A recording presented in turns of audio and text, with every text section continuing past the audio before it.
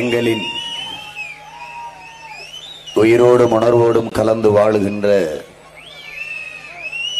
அன்பு உறவுகள் அனைவருக்கும் வணக்கம்.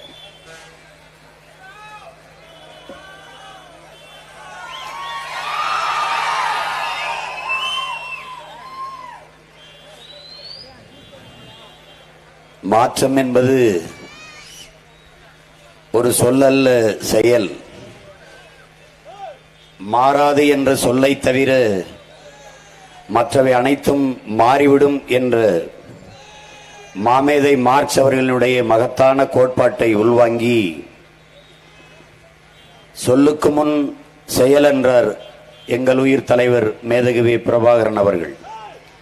செயலே நம்மை அடையாளப்படுத்தும் என்று கற்பித்தார்.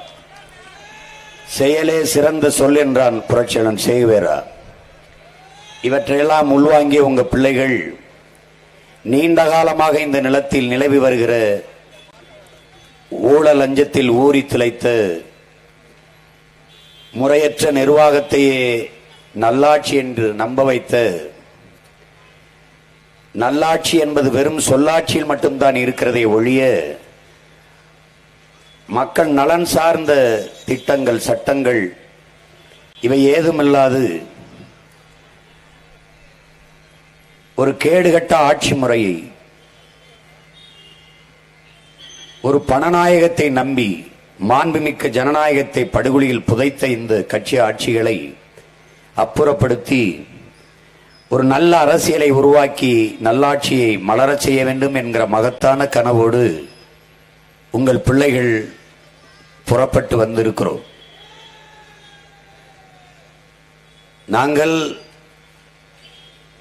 ஒரு கட்சியிலிருந்து பிரிந்து இன்னொரு கட்சியை தொடங்கியவர்கள் அல்ல.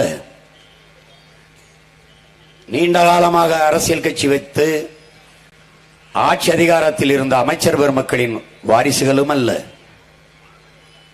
நாங்கள் எப்போது வந்தோம்? ஈழ தாயகத்தில் எம்முயிர் சொந்தங்கள் லட்சக்கணக்காக கொன்று குவிக்கப்பட்டு குவித்து வைக்கப்பட்ட பிண குவியலுக்கிடையே பிரசவமானோம். நாங்கள் கண்ணீரிலும் இரத்தத்திலும் கருக்கொண்டு உருவானவர்கள். தாலாட்டு கேட்டு வளர்ந்த பிள்ளைகள் அல்ல நாங்கள். எம் இன சொந்தங்கள் கத்திய கதறிலும் ஒப்பாரி ஓலங்களையும் கேட்டு வளர்ந்தவர்கள் நாங்கள். அதனால்தான் வலிதோய்ந்த இதயத்தோடு எங்கள் மொழிகளை எடுத்து வைக்கிறோம். அண்ணல் காந்தியடிகள் வாயிலிருந்து நீ பேசுகிற வார்த்தை கேட்பவரின் செவி வரைதான் சென்றடையும். ஆனால் இதயத்திலிருந்து வார்த்தைகளை எடுத்து பேசினால் அது செவியை கடந்து சிந்தனைக்குள் சென்று செயலாக்கம் பெறும் என்கிறார். அப்படி இதயத்திலிருந்து உங்கள் பிள்ளைகள் எடுத்து பேசியதை கேட்டு செயலாக்கம் பெற்றதனால்தான் எளிய பிள்ளைகள் எங்களை 32 லட்சம் வாக்குகளை செலுத்தி 3வது பெரிய கட்சியாக உயர்த்தினீர்கள். அதே நம்பிக்கை, அதே உறுதி, அதே கோட்பாடு, அதே கொள்கை, தத்துவ தடுமாற்றம் இல்லாது தளர்ச்சியின்றி முயற்சி முயற்சி முயற்சி என்று இது இந்த களத்தில் இன்றும் உங்கள் பிள்ளைகள் நின்று கொண்டிருக்கிறோம். என்னரும் சொந்தங்களே, பிடல் காஸ்டர் சொல்லுகிறான், தொடக்கத்தில் எதையும் வீண் முயற்சி என்பார்கள், நீ வென்று விட்டால் அதை விடாமுயற்சி என்று பாராட்டுவார்கள் என்கிறான். இப்போதும் எங்களை அப்படித்தான் சொல்லிக் கொண்டிருக்கிறார்கள், வீண் முயற்சி என்று. ஜூன் 4ஆம் தேதி அதை விடாமுயற்சி என்று என் மக்கள் சொல்ல வைப்பார்கள்.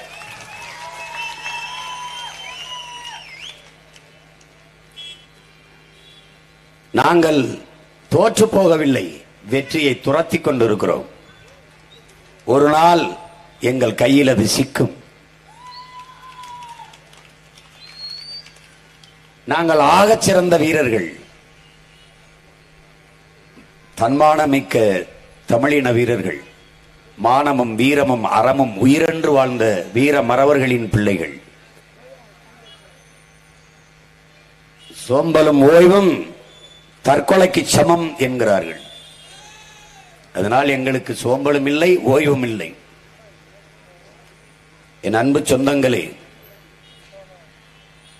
ஒரு செய்தி தம்பிமார்கள் எனக்கு பகிர்ந்தது. கிரகணம் வரும்போது சூரியனை பார்த்தால் கண்ணுதான் கெட்டு போகும். ஆனால் ஏப்ரல் 19 சூரியனுக்கு ஓட்டு போட்டால் நாடே கெட்டு போகும் என்கிறார். இன்னொரு தம்பி எனக்கு எழுதியிருந்தார், எனக்கு அனுப்பியிருந்தார். அது வேண்டுமென்றே எனக்குத்தான் அனுப்புவார்கள். என்ன எழுதியிருந்தார் என்றால், நாட்டை காப்பாற்ற நீங்கள் இராணுவத்தில் தான் சேர வேண்டும் என்பது இல்லை. பாரதிய ஜனதாவுக்கு ஓட்டு போடாமல் இருந்தாலே அதைவிட நாட்டை காப்பாற்றுவதற்கு சிறந்த சேவை இல்லை. அறிவார்ந்த தமிழ் சமூக மக்களே, என்னரும் சொந்தங்களே, என்னுயிர் தம்பி தங்கைகளே, எங்களைப் போல உங்களை பேரன்பு கொண்டு நேசிக்க இந்த மண்ணில் வேறு எவர் உண்டு? எல்லோரும் உங்களை ஏமாற்ற நினைக்கிறார்கள். பசப்பு இனிப்பு வார்த்தைகளை சொல்லி உங்கள் பிள்ளைகள் அதிலிருந்து எல்லாவற்றையும் மாற்ற நினைக்கிறோம். இதை நீங்கள் புரிந்து கொள்ளுங்கள். அவர்கள், மற்ற கட்சிகள் நம்மை ஆள நினைக்கிறது. உங்கள் பிள்ளைகள் நாங்கள் எல்லோரையும் போல எம்மின மக்கள் வாழ வேண்டும் என்று நினைக்கிறோம். இது ரெண்டுக்கும் நிறைய வேறுபாடு இருக்கிறது. இந்த தேர்தலில் நிற்பவர்கள் யார் யார்? திமுக ஒரு கூட்டணி, அதிமுக ஒரு கூட்டணி, பாரதிய ஜனதா ஒரு கூட்டணி. பல முறை ஆட்சி அதிகாரங்களில் இருந்த கட்சிகள். பெருத்த கொழுத்த பண வலிமை, ஊடக ஆதரவு, அதிகார கட்டமைப்பு எல்லாவற்றையும் வைத்துக் கொண்டு தேர்தலை எதிர்கொள்கிறார்கள். ஆனால் எளிய பிள்ளைகள் நாங்களும் மோதுகிறோம். இதெல்லாம் மாற்றிவிட முடியுமா சீமான்? அப்படி எண்ணாதீர்களின் உடன் பிறந்தவர்களே. புரட்சி என்பது ஒரு தலைகீழ் மாற்றம். மேலே இருப்பது கீழே வரும், கீழே இருப்பது மேலே போகும். வீதியில் நின்று பேசிக் கொண்டிருக்கிற சீமானும் அவன் பிள்ளைகளும் ஒரு நாள் அதிகாரத்திற்கு செல்வார்கள். அதிகாரத்தில் இருப்பவர்கள் ஒரு நாள் இதே மாதிரி வீதிக்கு வருவார்கள். எங்கள் தலைவன் கற்பித்திருக்கிறான், வரலாற்றின் கால சக்கரங்கள் எப்போதும் சுழன்று கொண்டுதான் இருக்கிறது. சக்கரம் மேலே போகும், கீழே வரும், மேலே போகும், கீழே வரும். அப்படி கால சக்கரத்தின் சுழற்சியிலே ஒரு நாள் நாங்கள் மேலே செல்வோம். கூட்டுக்குள் இருந்து கூவுகிற சேவல்களாக நாங்கள் இருக்கிறோம். அதனால் நாங்கள் கொட்டி முழங்குகிற தத்துவங்கள் போய் சேர நாட்களாகிறது. ஒரு நாள் கூரை மேல் நின்று கூவுகிற சேவல்களாக உங்கள் பிள்ளைகள் நாங்கள் வருவோம். நாங்கள் எடுத்து வைக்கிற தத்துவங்கள், கருத்துக்கள், கோட்பாடுகள் உலகம் ஏற்கும். சீமான் யார் சொல்வது? மனோஜ்குமார் யார்? அவன் தங்கை அபிநயா யார் என்று யாரும் எண்ண முடியாது. தனி மனிதன் கருத்து என்று எதையும் உலகத்தில் தள்ளி வைத்துவிட முடியாது. உலகத்தீரே, இந்த உலகத்தில் இருக்கிற தத்துவங்கள், இதிகாசங்கள், புராணங்கள், கோட்பாடுகள், காவியங்கள், காப்பியங்கள் எல்லாம் தனி ஒரு மனிதனால் சொல்லப்பட்டதுதான். மார்க்சியம், லெனினியம் எல்லாம், காந்திசம் எல்லாம் அப்படித்தான். பைபிள், குரான், பகவத்கீதை எல்லாம் தனி ஒரு மனிதனால் சொல்லப்பட்டதுதான். கவிப்பேரரசு வைரமுத்து அவர்கள் சொல்லுவார்கள், என்ன பெரிய ஆலமரம் ஒரு விதையில் தானே தொடங்குச்சு, என்ன பெரிய சமுத்திரம் ஒரு துளியில் தானே தொடங்குச்சு, என்ன பெரிய காவியம் ஒரு எழுத்தில் தானே தொடங்குச்சு. அப்படித்தான் என்ன பெரிய புரட்சி ஒரு தீக்குச்சியில் தான் தொடங்குச்சு. அன்பு மக்களே, அப்படித்தான் வரலாற்றில் மிகப்பெரிய மாற்றத்தை படைக்க காத்திருக்கிற இளைய தலைமுறை புரட்சியாளர்கள் இது மாற்றத்திற்கான எளிய மக்களின் புரட்சி என்ற கோட்பாட்டை முன்வைத்து இந்த களத்திலே அரசியலை எதிர்கொள்கிறோம். உன் எதிரியை வலுவானவனாக தீர்மானி, பலம் பொருந்தியவனோட மோது, அப்பத்தான் நீ வளர்வாய். நீ யார் என்று உலகம் திரும்பி பார்க்கும் என்று இந்திய பெருங்கண்டமே என்னை திரும்பி பார்க்கிறது, என்னையும் என் பிள்ளைகளையும். என்ன துணிவில் மோதுகிறான். இந்திய நாட்டை ஆளுகிற கட்சி, இந்திய நாட்டை யாரு ஆள்வது? ஏன் இந்திய நாட்டை நாங்க ஆழ்ந்தா நாடு நாசமாயிருமா என்ன? நாங்க ஆண்டாதான் நல்லா இருக்கும். இந்திய நாடு மோடி அவர்களுக்கு பட்டா போட்டு கொடுத்துருக்கா? பாரதிய ஜனதாவே ஆளணும்னு, இல்லை காங்கிரஸுக்கு ராகுல் காந்தி ஃபேமிலி ப்ராப்பர்ட்டியா? என்னது இது? இந்த தமிழ்நாட்டு மக்கள் தான் கருணாநிதி குடும்பத்துக்கு பட்டா போட்டு கொடுத்துருக்கு இந்த தமிழ்நாட்டை. அதெல்லாம் மாறும் தம்பி, அதெல்லாம் மாறும். காற்றை கிழித்து பறக்கும் போதுதான் பட்டம் மேலே போகிறது.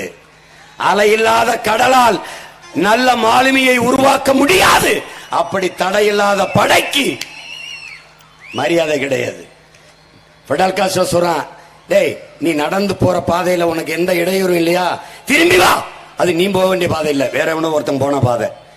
நாங்கள் போற பாதைகளில் தடை, அடக்குமுறை, ஒடுக்குமுறை, ஆக இதுதான் சரியான பாதை.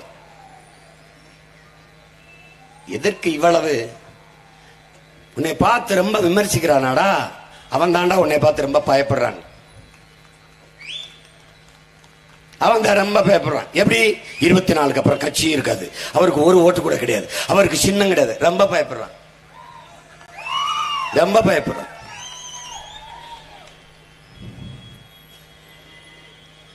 என்ன செய்யறது, எங்க போறதுன்னு தெரியாத தடுமாற்றம் இல்ல. இலக்கை தீர்மானித்தோம், அதன் பிறகுதான் பயணத்தை தொடங்கினோம். என்ன இலக்கு? எங்களின் இலக்கு ஒன்றுதான், இனத்தின் விடுதலை. இனம் ஒன்றாவும், இலக்கை வென்றாவும். வீர தமிழினம் வீழ்ந்து போவதா, ஆண்ட பரம்பரை அடிமையாவதா, மான தமிழினம் மண்டியிடுவதா, மாண்டு போவதா? இதுதான் ஒவ்வொரு தமிழ் பிள்ளையும் எழுப்பி பார்க்க வேண்டிய, தங்களுக்குள் எழுப்ப வேண்டிய லட்சிய முழக்கம்.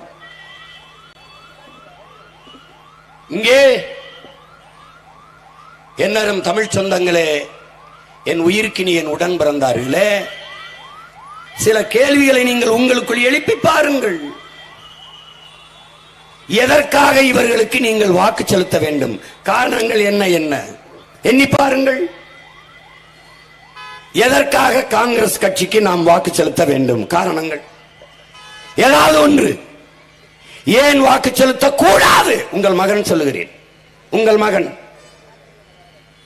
கச்சத்தீவு நம்முடைய பரம்பரை சொத்து, நம் பாட்டன் சேதுபதி மன்னனின் சொத்து. மன்னர் மானிய ஒழிப்பில் அதை எடுத்து இலங்கைக்கு, நம் இனப்பகைவனுக்கு எந்த பொது விவாதமும் கொடுக்கலாமா வேண்டாமா என்ற எந்த விவாதமும் இல்லாமல் தான்றொந்தித்தனமாக எடுத்து கொடுத்து நம் மீனவ சொந்தங்களின் வாழ் உரிமையை பறித்த கட்சி காங்கிரஸ். அதற்காக போடக்கூடாது.